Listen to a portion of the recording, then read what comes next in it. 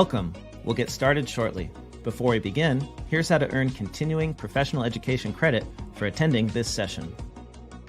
There are no polling questions or attendance checks. Instead, you will demonstrate your knowledge by taking a brief multiple-choice quiz using the Earmark app. Visit earmark.app in your web browser. You can also download the mobile app by scanning the QR code on the screen. Log in, or if you're new, create your free account. Be sure to use a valid email address because that's where we'll send your course completion certificates. From the home screen, scroll down to find the course. You can also tap the magnifying glass icon to search for the course. Tap on the course artwork, then the Enroll button. On the Course tab, you'll find the recording and quiz questions. Complete the quiz to earn your CPE certificate. It takes us a few days to create the course on the app, so if you are attending this session live, please wait a few days. We'll email you a link to the course when it is ready. If you have questions or need help, email us at support@earmarkcpe.com. And now, on to the event. Hello and welcome to today's Earmark webinar, Transform Your Practice with AI, Automating and Innovating Accounting Workflows. I'm Joel from the Earmark team. If you have any questions or comments, feel free to use those desired sections and I'll be monitoring them. With that, I will turn it over to our host for today's webinar, Dr. Mfon Akban. Thank you so much, Joel. I'm excited to be here and excited to talk about this topic. And I really wanted to start off with the why. And I get this question quite a bit. You know, why should I use the AI? Why should I learn about it? Why should I be interested about it? It doesn't work. It hallucinates. It has so many problems. It has so many issues, which is absolutely true. However, I think there should be a change in perspective on that. And the reason why I use it and why I recommend using it ties around efficiency. And what do I mean by efficiency? Meaning task and time. So one way to look at AI is, okay, using AI platforms, how can it reduce the tasks that I have to do? And how can it save me time? So this is powerful. And I think this shift in perspective also helps to understand how it's being used and how so many of us in the profession are using it on the day-to-day. So what do I mean by tasks? Well, if you've got 20 tasks to do in a workday, and AI can help you to eliminate 5 of those tasks, that's a win, right? So you move forward, you become more productive. Another way to look at it as, okay, it may not eliminate certain tasks, however, it can save you time. So in other words, something that may have taken you 40 minutes to do, now it takes you 20 minutes to do. Now, ideally, you can say, well, okay, I can go and enjoy the rest of the day. I can finish my work early, or you can be more productive and do more work. So I tend to lean towards the competitive side, staying competitive, reducing the effort required to perform certain tasks, and accomplishing more with less. So I think that's the big why. Also, you have that power of efficiency. And I know you've heard this a million times, and I truly believe this, that AI is not going to take your job. It's a person using AI that's going to replace you. And I think we'll see this more and more as more people continue to use AI in their workflows. And I know you hear that a lot. What does that mean to add it to your workflow? And I'm going to show you, different ways, even how I added it to prepare this presentation, right? So adding to your workflows. Also, you think about how you can say, well, it hallucinates, true, but it's getting better over time. And it helps you to do things faster. So I think that's an important thing, an important way to look at it as an efficiency tool, as a way to get more done.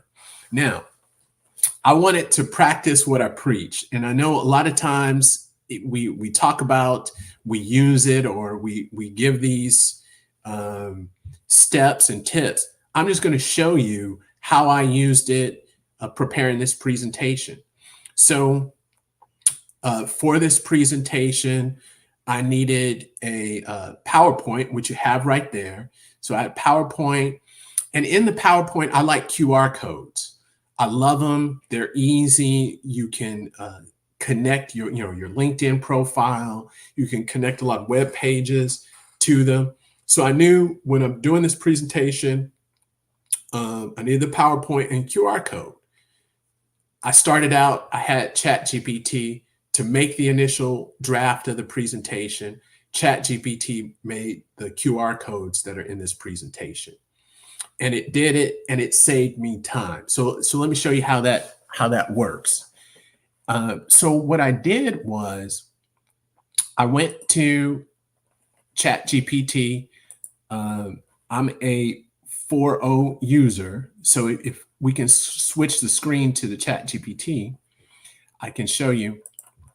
I'm a ChatGPT 4 Omni or 4.0 user, which everyone has access to for free.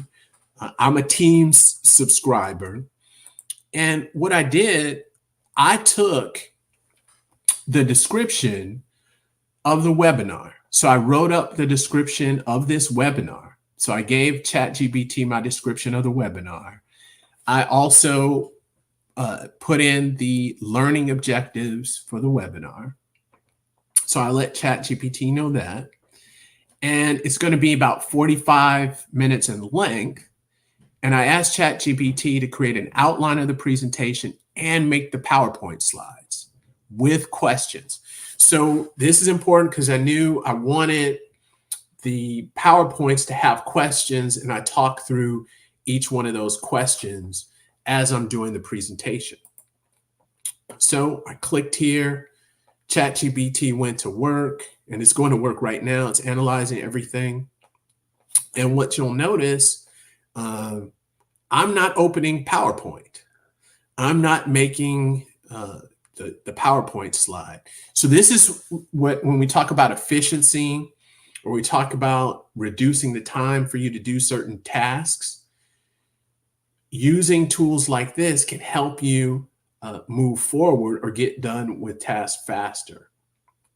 Now, one thing I would say, it's created the outline for the presentation.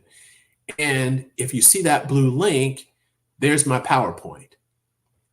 So it's done.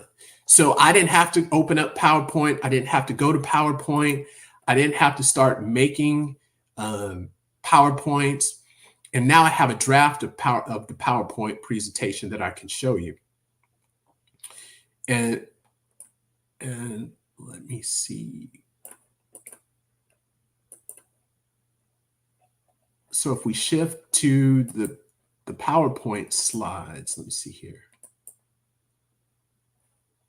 Not these. Not these. These are original. If we switch to the other PowerPoint slides, there we go. So this is the draft of the PowerPoint slides ChatGPT created. So it created the slides, and these are blank, but it added questions. It gave it a title slide. So now all I have to do is go through, edit the slides, make some changes to it. So now something that might have taken me 40, 50 minutes to do, it took me about 15 minutes to put these slides together and to put together the final images on the slides. The last part was the QR code. So I like to have a QR code at the end of the PowerPoint presentation. And in this PowerPoint presentation, I wanted a QR code with my LinkedIn profile so you can connect with me, and also the QR code that connects you to a book I co-authored with Scott Dell on ChatGPT and accounting. So, and to make it easy for people to link in and connect. Now, with that, Hold on, let me go back here. So with that, what did I do? I simply copied my LinkedIn profile, and let me go back in here. Let me go back to, there we go. So I copied my LinkedIn profile address, asked ChatGPT to make a QR code. I misspelled link my LinkedIn to link my LinkedIn profile to the QR code. So I do that. I don't have to go to a separate website, generate a QR code, have it to make a QR code. Within seconds, I've got the LinkedIn QR code. And here it is. I can add it to the presentation. So here's the QR code. Let's see if I can.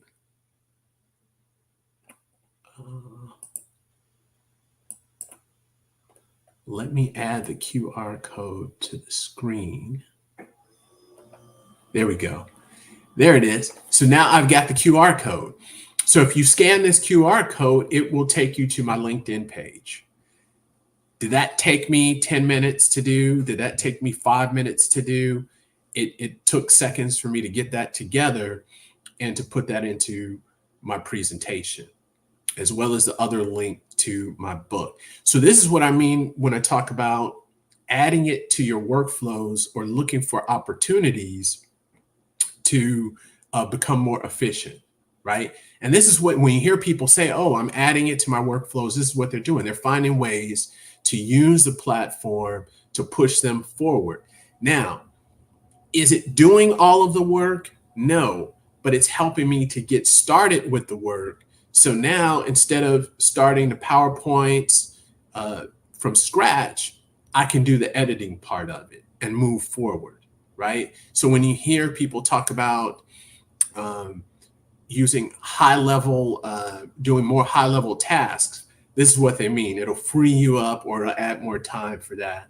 It gives you more work, in my opinion, but I think this is very important. Now, when we go back, and I'll show you, so now you can see the difference in the slides. So when we go back to the PowerPoint slides, you see the difference. Here's the draft of the slides with ChatGPT. And then when we go to the final slides, you can see the difference. So these are the final slides. So I was able to add my designs to the slides and change them around. So I didn't have to spend as much time on putting them together and getting them together. The other thing here, I'll show you, I'm going to kind of skip around a little bit to show you the end of the slide. There's my QR codes.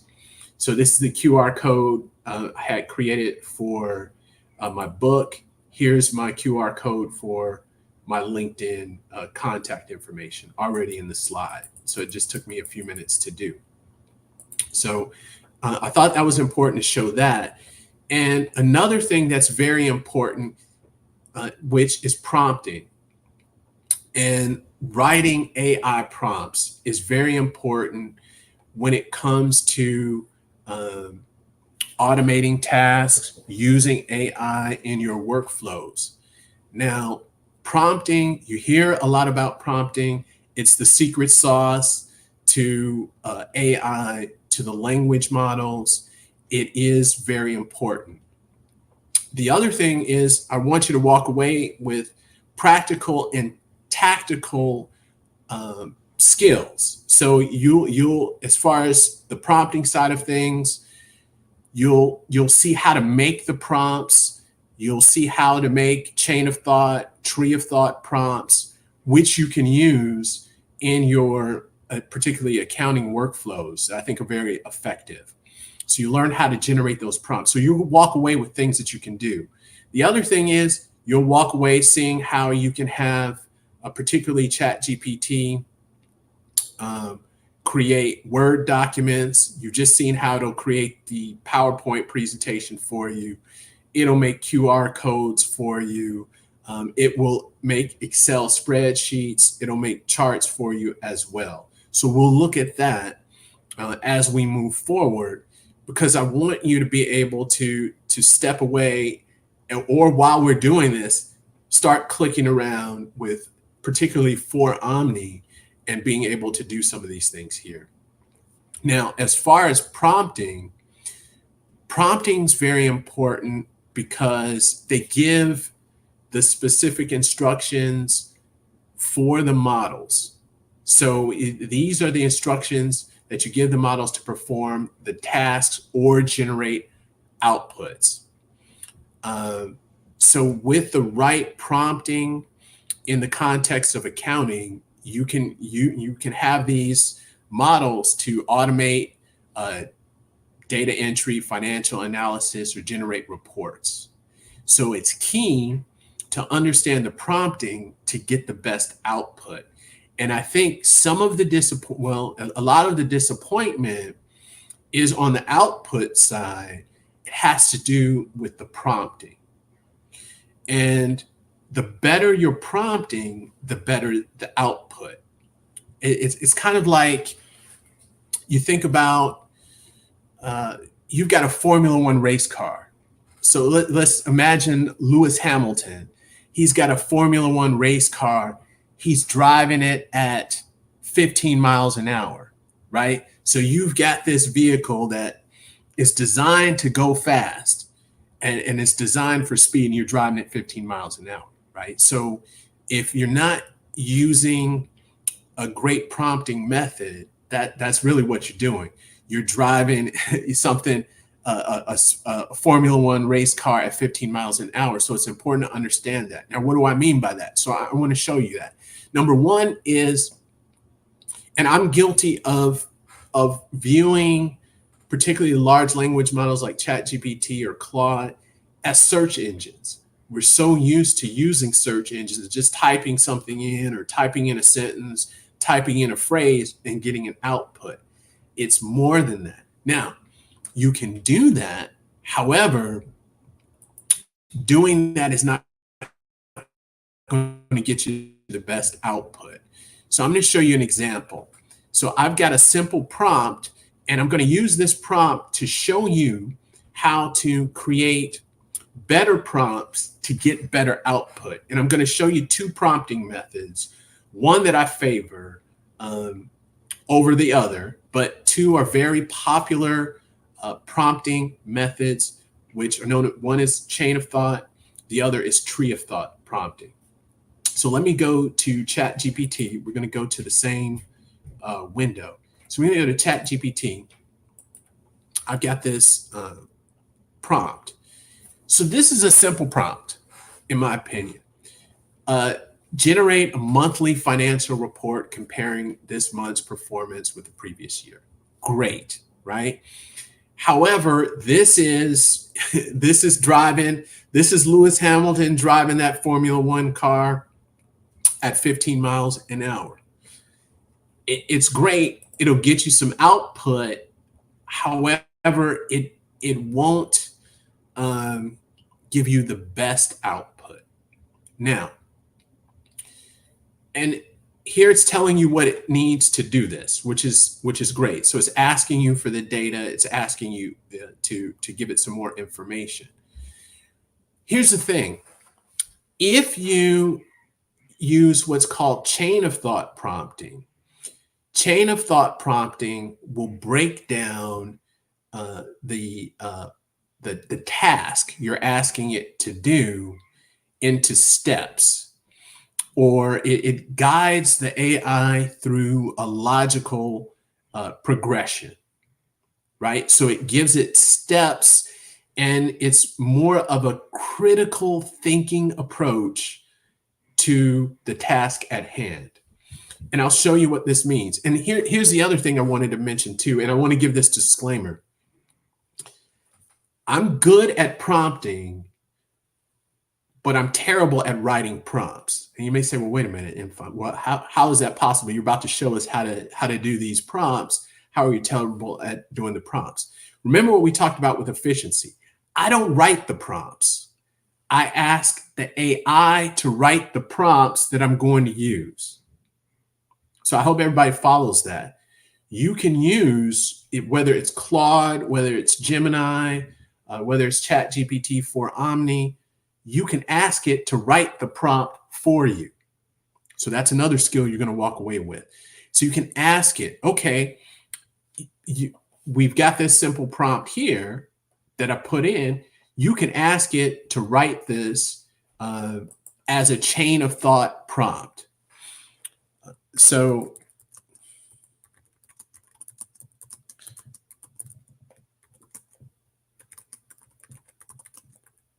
let's take a look.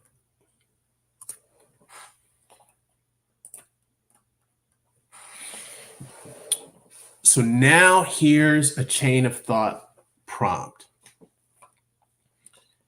And like I said, I'm terrible at writing prompts. I could not sit and write all of this in a list, but this is a good prompt.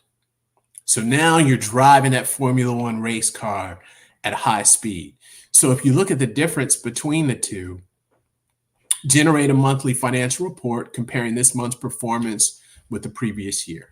That's great. You'll get an output. However, with this prompt, now you're going to get a lot more. You're going to get key metrics, right? It's going to gather data, calculate differences. It's going to analyze for you, and it'll even visualize for you, and then provide insights, and then give you recommendations. So now you're pushing it to another level. Did I write this prompt? No, I didn't write this prompt. I asked ChatGPT to write the prompt for me. However, I know the prompting style that I'm looking for. The other style is TOT, or tree of thoughts prompting.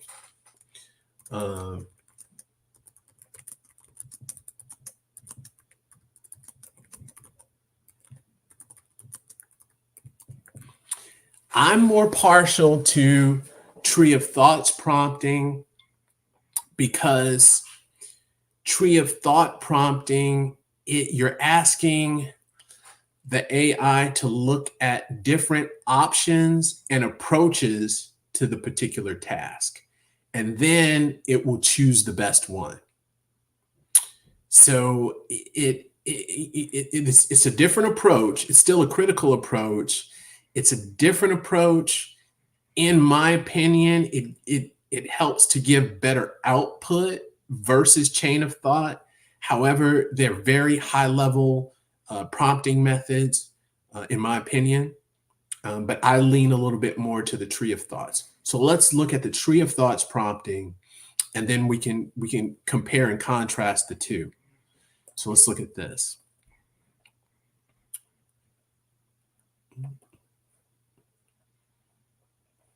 There we go. So we've got, so the root thought, generate a monthly financial report comparing this month with last year. Great.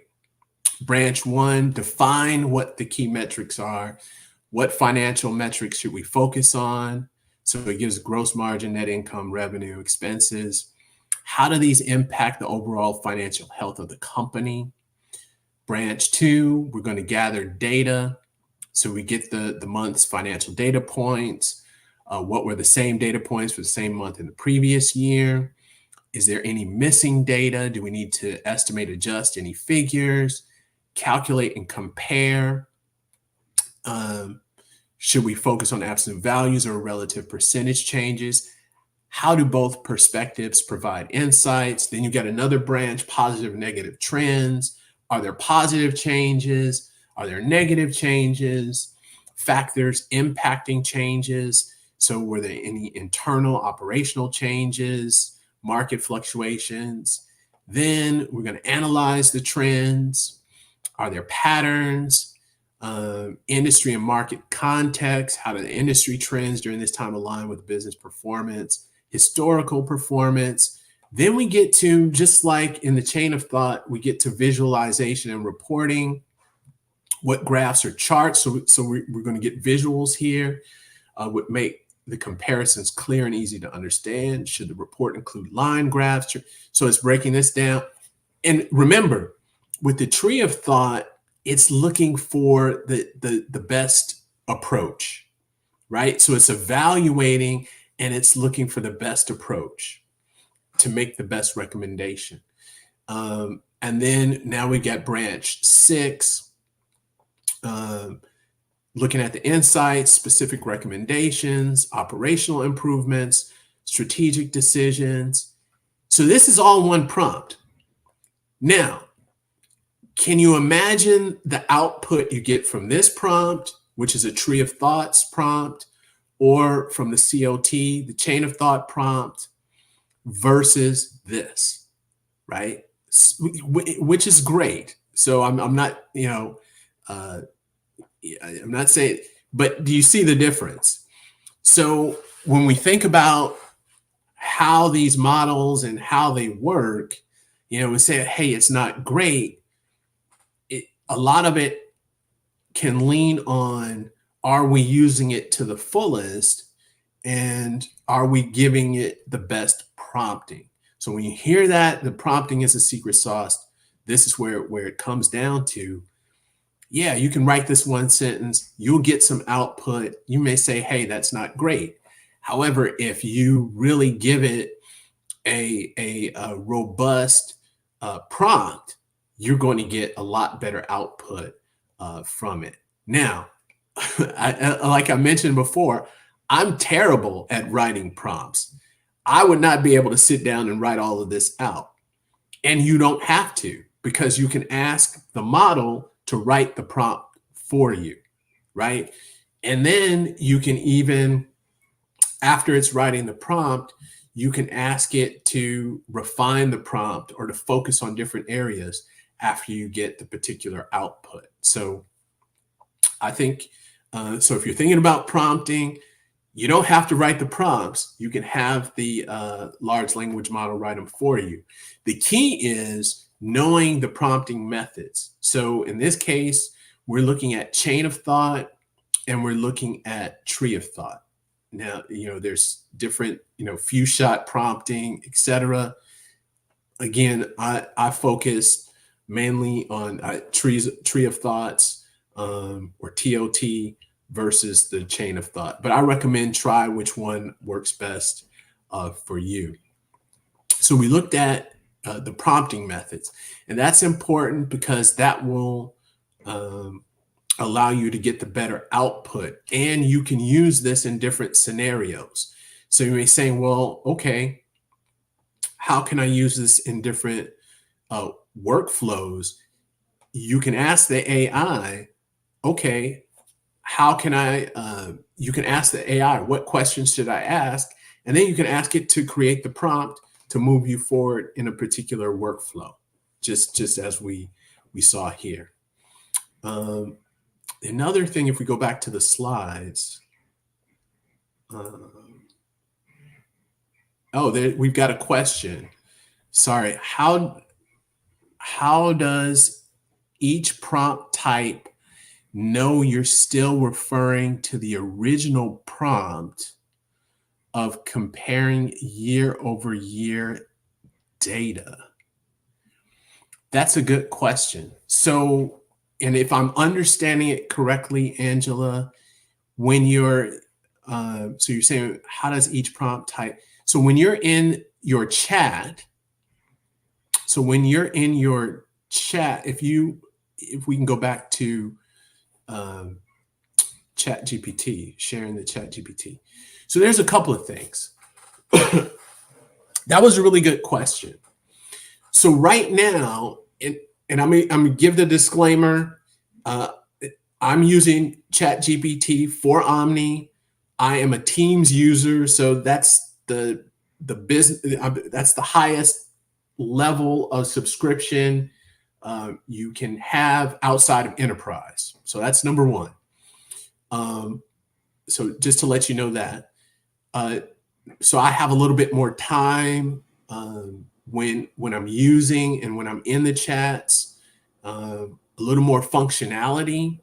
You still have the same access to the for Omni, but I can use it a lot longer. So there's a couple of things with that, and I want to show you. One, we're in a chat. So it has something called memory. So if you notice this, there's memory. We're working in this particular chat, so it has some level of memory as far as the data that's in this particular chat. So that's one. And I'm going to kind of bounce in different areas to kind of show you different things. So that's number one. Number two, what you can do, and depending, because you mentioned data, I don't know, depending on what the data is or the data size. Do you have like an Excel spreadsheet and then you have some sort of text data? Depending on that, I'm going to show you a couple of things. So one thing with this, if you see this paper clip, you can connect this to your Google Drive. You can connect it to your OneDrive, or you can upload files. I've got it connected to my OneDrive. So what you can do with the context window, and this is one of the ways I like to work, because I don't like to have to, let's say, download files or save files to my desktop and then upload them to ChatGPT. So you can connect your OneDrive, go directly to your OneDrive in that context window. So for example, you had some data and you wanted to use one prompt on that data instead of, so let's say in your workflow, you're in the chat. So instead of just working in that chat and you're concerned about, I guess, continuity, you can click on that paper clip, connect whatever, let's say an Excel spreadsheet, whatever document, you can put it in the context window, and then you put the prompt in, and then you run that particular prompt. Then you can do the same thing for the next prompt if you're concerned about the continuity or if there's issues with the memory in that particular chat. So it'll focus in on that particular data set. That's one way to do it in your workflow. I prefer to connect it to my OneDrive, and then just it'll pull in whatever the document is. I don't have to download or upload it. It'll pull it in and it'll work on it from my OneDrive automatically. I hope that answered the question. But in general, it has memory. It has memory. That was a good question. That was a good question. Oh, thank you. Awesome. So the other thing I wanted to talk about is using the platforms to help. So when you think about real world situations, I'm a professor and I'm an accounting professor, and I had one of my former students who recently graduated. She came and visited the school. She visited one of my classes, and one of the students was asking her, hey, how do you use, or no, sorry, the question was, do you use ChatGPT?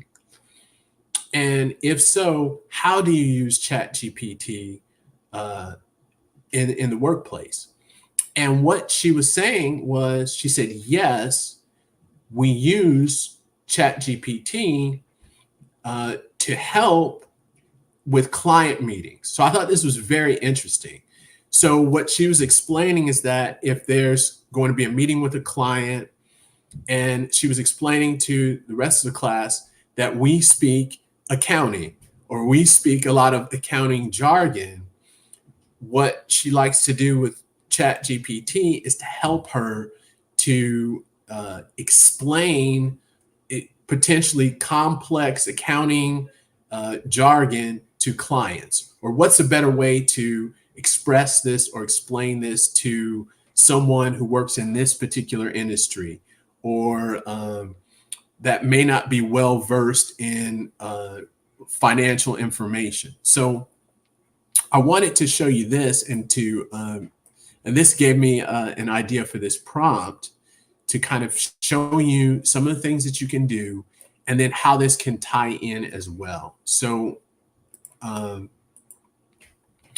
going in here, I'm going to ask ChatGPT to generate a summary of this quarter's financial performance in a way that a non-financial expert can easily understand.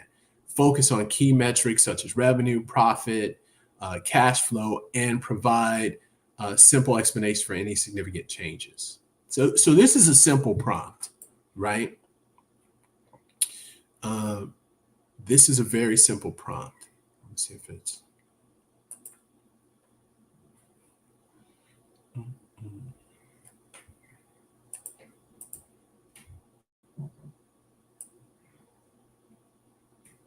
If it's going to work. It looks like my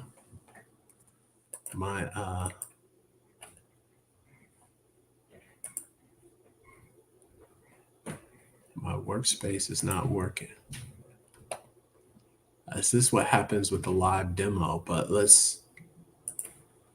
see what happens if I refresh.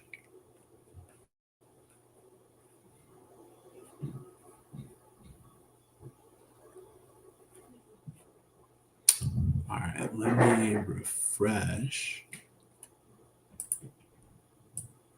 Let's try this again.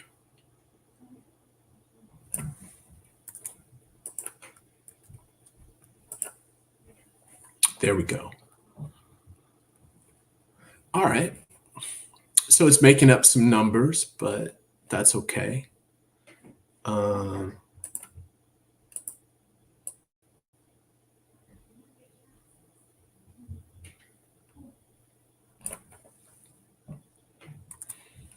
So we gave it this simple prompt. It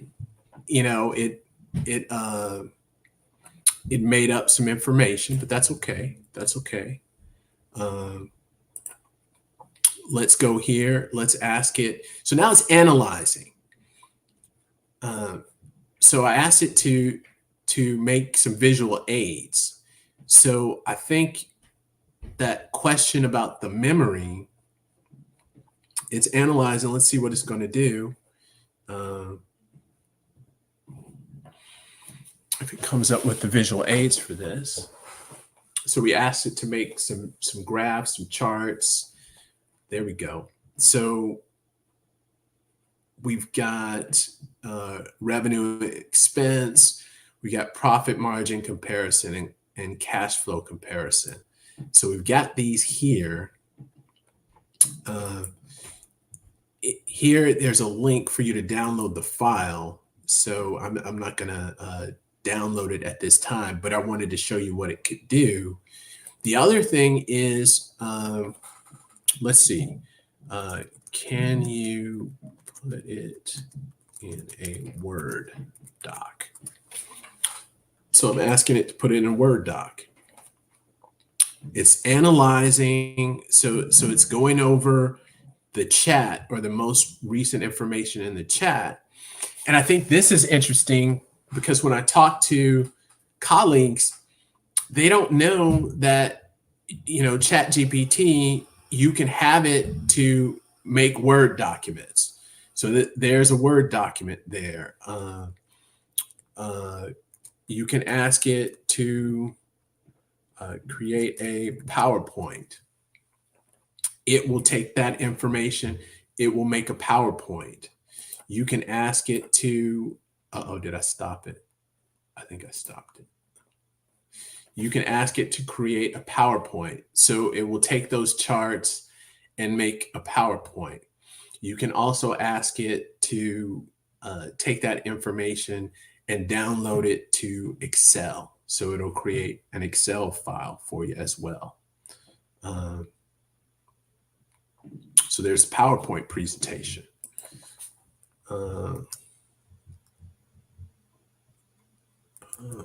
Create.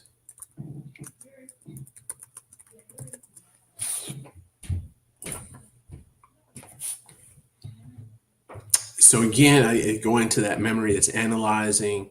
So you can ask it to create or download whatever you're working on into Excel.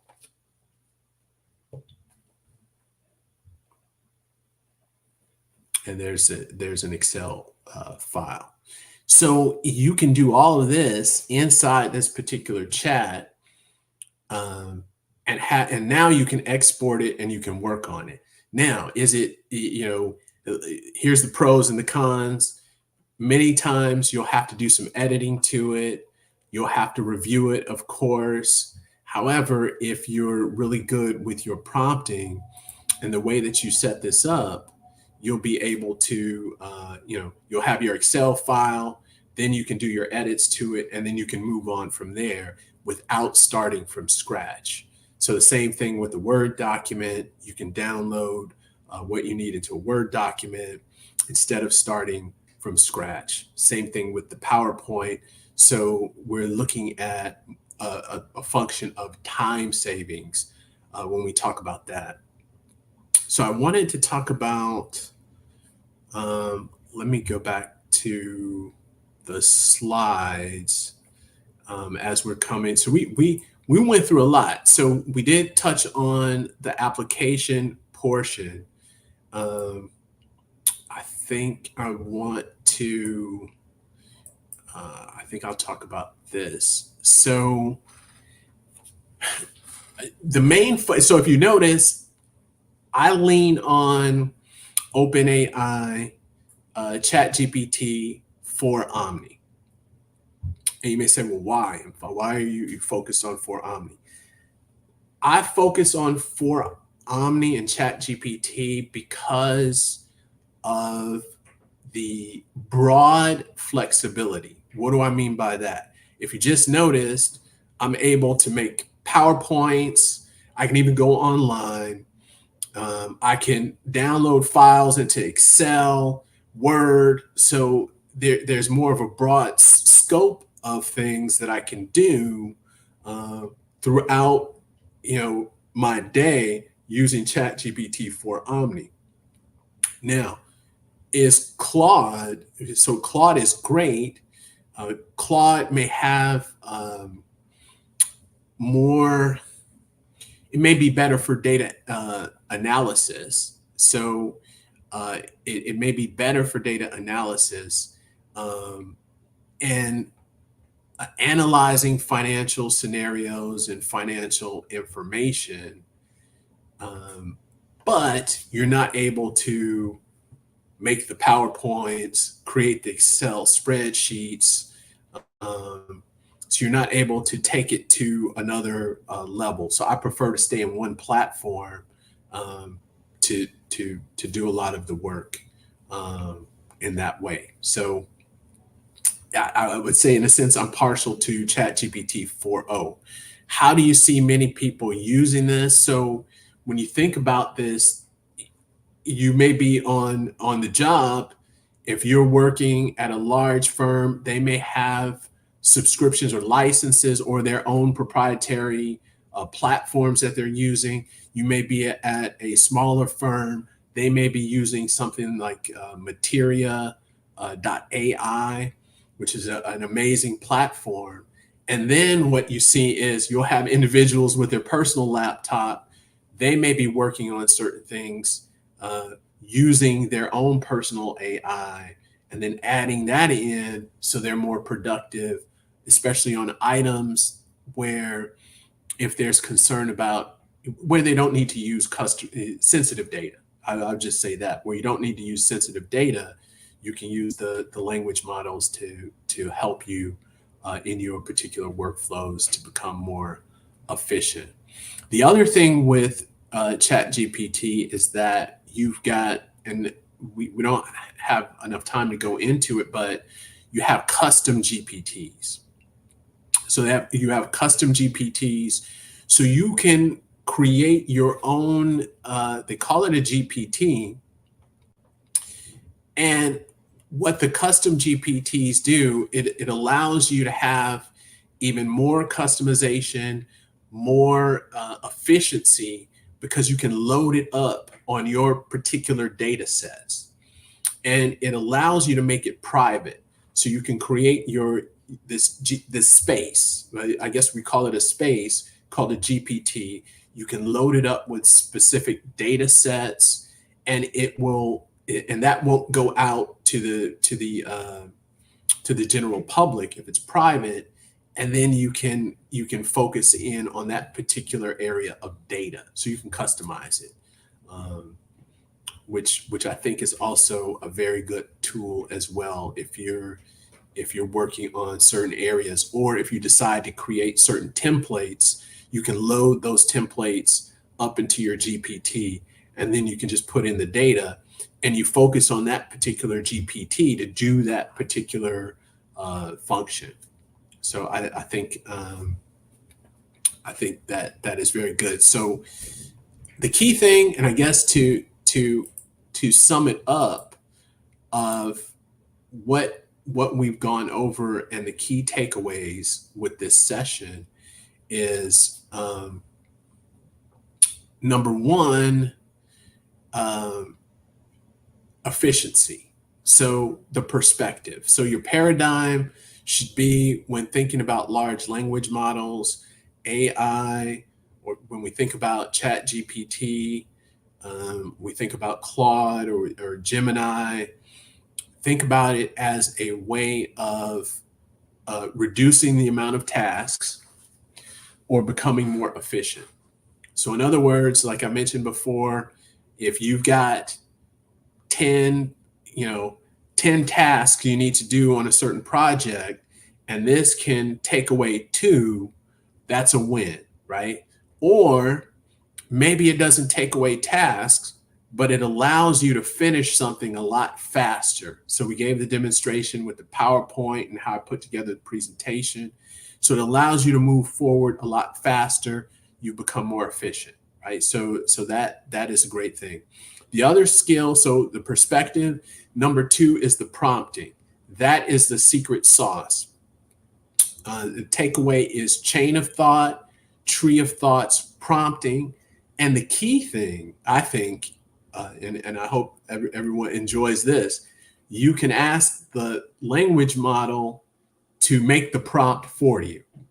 So you come up with a question, and it may be an extra step, but you ask it, you have the question, how can you make this into a chain of thought prompt or into a tree of thoughts prompt? So that's the other takeaway. So you don't have to, so you can be good at prompting, but terrible at writing prompts, right? Because there's no way I could sit and write that whole prompt out, but you can ask the language model to do it for you, and it'll do it for you within seconds. And then you can move forward so you stay efficient with it. The other thing is looking at, once you apply it, looking for ways to add it to your workflow. So now you understand the prompting portion. Okay, now I know how to get the most out of it. Then how can I apply this to what I'm doing? How can I apply this to my workday or workflows? And really, that this last portion is using it.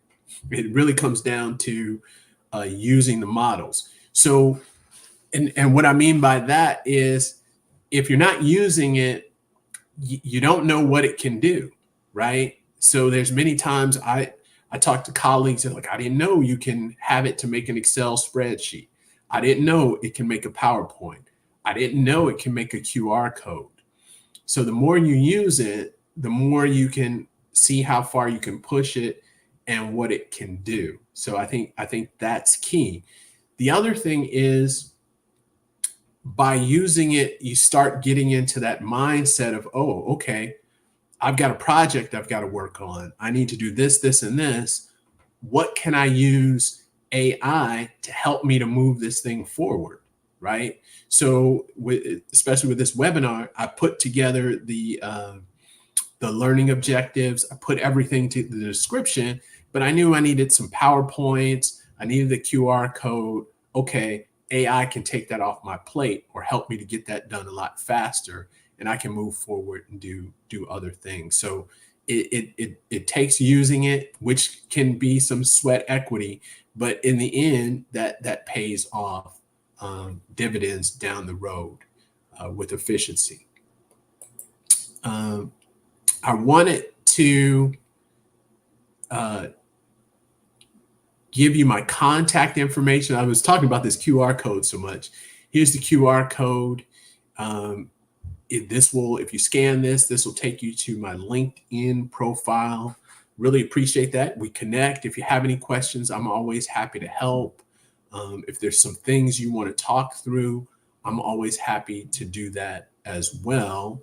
And the other QR code is to our book, which is, I see some questions in there. And just to say, this is to a book I co-authored with Scott Dell, which is ChatGPT and AI for Accounts. It's a great book. And I'll admit, we wrote the book, came out with the book. It's a little bit dated. And you have to think about, and you may say, well, wow, how is that? Right now, ChatGPT, they sunset ChatGPT 3.5. So 3.5 doesn't exist anymore. You've got the 4 Omni, you've got ChatGPT 4, you've got the Mini, but they've sunset 3.5. However, the book is really good because it gives you cases, and it gives you, so when we have cases in the book, it gives you ideas and use cases. So just like we're talking about workflows, different workflows, it gives you ideas of how to add it to your workflow. So I think that's very applicable. So from that standpoint, the book is very technology agnostic, meaning you'll still get value regardless of what language model the changes, because of the cases that are in the book. So I think that's very helpful. I've got a question from Abraham. Have you been able to use Copilot for finance, Excel, add-in before? I have not used the Copilot finance in Excel. I have used the Copilot feature in Power BI. And that was a good point, Abraham. So if you think about it, particularly Microsoft has they're embedding Copilot. You'll see Copilot being embedded in many of their products, particularly Power BI. So it's in there as well, and there's crossover. So if you're using ChatGPT, you can use that to write Excel macros. You can use it to write DAX for you as well. So that's something to keep in mind. Just like you can use Copilot, and you can use the Copilot app. So there's a lot of crossover. But here's the other thing too. If you go to Copilot, Copilot is powered by ChatGPT 4. So it's powered by ChatGPT. So there's a lot of crossover there. And as far as skill set and usage, so in other words, you're using Copilot, it's powered by ChatGPT. You use ChatGPT, it's easier to cross over to Copilot in that field. So you kind of it has the same feel versus a Claude or a Gemini. Not to take anything away from them, but I tend to kind of carry over to all of those. That was a good question, and that's even more of the reason to look at using the various platforms, and to keep in mind with because you mentioned Copilot, it's ChatGPT. You can connect, as I was showing before. You can connect. So if you've got your OneDrive, or you can upload your Excel spreadsheet to ChatGPT. You can upload it there, then you can have it analyze data, do work there, or even download or create an Excel spreadsheet. So it can do that for you as well. That was a great question. Great question.